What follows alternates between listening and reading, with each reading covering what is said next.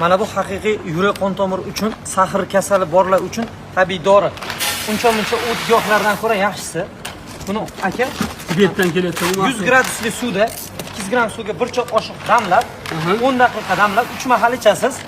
Bir kunda och qoringa ovqatlanning garantiyasi bor. Inshaalloh Alloh o'zi shifosini bersin, sahr zo'r tushiradi. Mana shunaqa tayyor holatda bo'ladi. Qora go'ja qiziliga nisbatan 3 barobar, 5 barobar buni foydasi katta. Sig'imi yarim kilo.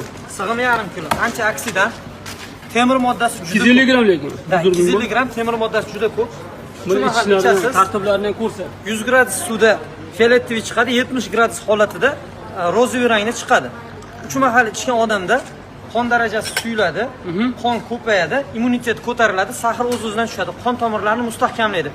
Ishtaha ochadi, C vitaminiga boy. Temir moddasi ko'pligi uchun gemoglobin ham ko'tariladi. Bundan tashqari yurak tizimidagi tromblarga ham foydali. Tavsiya qilamiz, kelib ko'rib olishinglarni. Mana shunaqa qilib bitta olsangiz sizga bir oy muddatga bemalol yetadi. Narxlari arzon, xudo xohlasa. Bir kurs lechina bo'ladi inshaalloh. Bir kurs lechina bo'ladi inshaalloh.